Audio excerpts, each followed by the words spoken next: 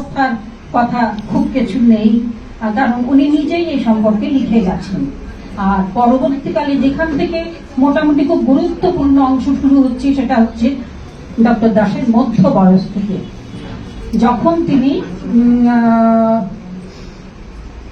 আমাদের প্রতিষ্ঠানগুলির বিরুদ্ধে, তার সম্পর্কে উত্থিত বহু অভিযোগ, প্রতিষ্ঠানগুলির সঙ্গে সংগ্রাম এবং ব্যক্তি মানুষের সঙ্গেও সংগ্রাম ইত্যাদি সমস্ত জয় করে তিনি তার নিজের একটা স্থানে যখন প্রতিষ্ঠিত হচ্ছেন বিশ্ববিদ্যালয়ে, সেই সময় থেকে তাকে মোটামুটি অনুসরণ করা হয়েছে। তিনি সমাজে অত্যন্ত প্রতিষ্ঠিত, শুধু লেখক হিসাবে নয়, তিনি বাংলা সাহিত্যের প্রথম সমালোচনামূলক সাহিত্যের প্রথম ডিলিট ছিলেন।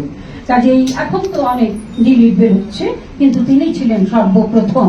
এবং তাকে যে বিরুদ্ধতার সম্মুখীন হতে হয়েছে ছোট অবস্থা থেকে প্রতি পদে দীর্ঘ জীবন পেরিয়েও, সেটা সত্যি একটা লেখবার মতোই ঘটনা। তো ব্রজগোপাল গোস্বামী এই বিষয়টাকে খুব সুন্দরভাবে দেখিয়েছেন, খুব সংক্ষেপে। তার গদ্য অত্যন্ত নির্বাক, কাজে খুব সংক্ষেপে বিষয়টি দেখিয়েছেন। এবং পরবর্তীকালে তিনি যে সমস্ত সভা করেছেন, মিটিং করেছেন, তার সম্পর্কে নানান তার ছাত্র গুণীজন সকলে যেসব বক্তব্য রেখেছেন, সেই সব বিষয় সম্পর্কে তিনি সব বিষয়গুলি গুছিয়ে সংগ্রহ করেছেন।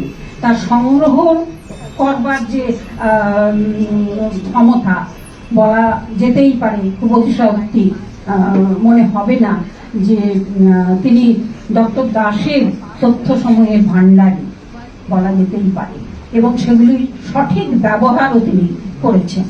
তো ডক্টর দাসের যে বিভিন্ন মানুষের সঙ্গে তার সংযোগ এবং বিভিন্ন সময়ে নানান বক্তৃতায় যে একটা অবয়ব তার বইতে ফুটে উঠেছে, একটি উদার দৃঢ় ব্যক্তি মানুষ সেই বই, সেই গ্রন্থটি থেকে বেরিয়ে আসে। বাংলার যে একটা তেজ, আর বাংলার যে একটা জেদ, এটা ডক্টর দাসের জীবনকে গভীরভাবে প্রভাবিত করেছিল।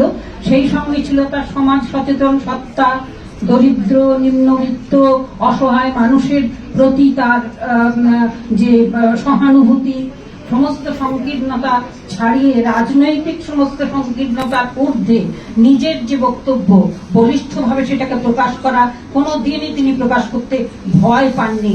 তার লোকে তাকে হয়তো বাম ভাষা বলতো, কিন্তু সেই সময়ে দাঁড়িয়েও তিনি বামপন্থী সরকারের সমালোচনা করতেন। এতটাই তিনি নির্ভীক এবং সাহসী ছিলেন। ব্রজগোপাল সেই বিষয়গুলিকেও সুস্পষ্ট করে উল্লেখ করে দেখিয়েছে।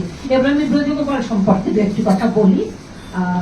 উনি মায়ানমার থেকে এসেছিলেন খুব অল্প বয়সে, আমাদের খুব নিকট প্রতিবেশী ছিলেন, এবং সেই জন্যই আমার পিতৃদেবকে খুব কাছ থেকে দেখার সৌভাগ্য তার হয়েছিল। আর যখন তিনি আমহা স্ট্রিটের ব্যাংকে বদলি হয়ে গেলেন, তিনি পেশায় উচ্চপদস্থ ব্যাংক কর্মচারী, আমহা স্ট্রিটের ব্রাঞ্চে যখন তিনি বদলি হয়ে গেলেন, তখন তিনি অনেকটা সময় ডক্টর দাসকে দিতেন।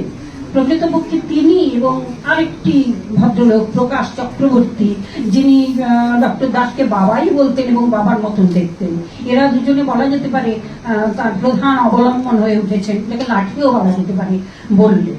তো এরা দুজন শেষ বয়সটা বাবাকে সামলেছেন সমস্ত জায়গায়, সমস্ত অর্থনীতিতে, সব জায়গায়।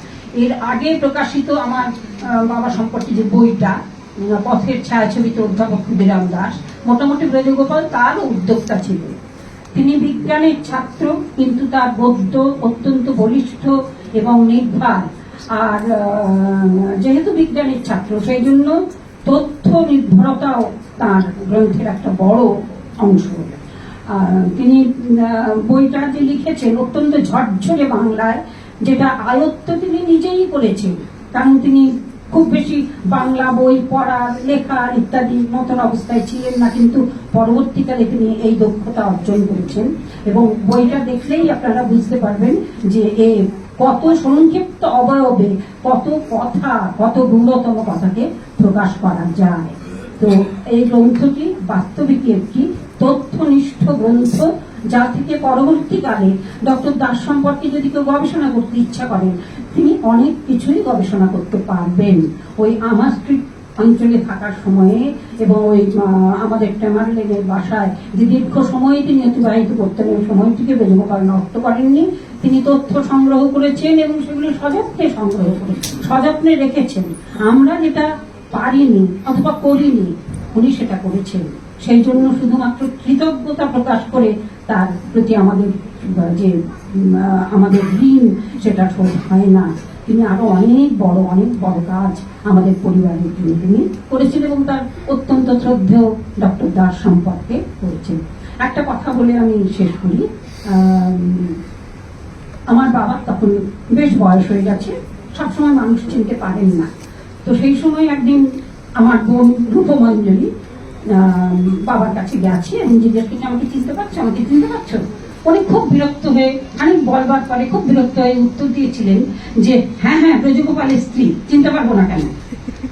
এর চেয়ে বড় প্রাপ্তি একজন জামাতার পক্ষে কি হতে পারে, এবং এই গৌরব যে কতখানি, সেটা যিনি পেয়েছেন তিনি বুঝবেন। আজকের এই সন্ধ্যায়, আজকের মহালয়ার সন্ধ্যায় আমি এই পিতৃতর্পণের সুযোগটুকু পেয়ে নিজে চরিতার্থ বোধ করছি এবং যারা আমাকে প্রকাশককে ধন্যবাদ। অসাধারণ হয়েছে গ্রন্থের প্রকাশনা, যে তার যে স্বচ্ছন্দ এবং অত্যন্ত চমৎকার প্রকাশনা। এই আমরা আজকাল যে সমস্ত ছোট ছোট ছোট ছোট লেখা বইগুলি বেরোয়, সেগুলো তো আমরা পড়তে পারি না। এই বইটি আমি স্বচ্ছন্দে পড়তে পেরেছি, কাজেই তাকেও অনেক অশেষ ধন্যবাদ। তিনি দিনে দিনে উন্নতি করুন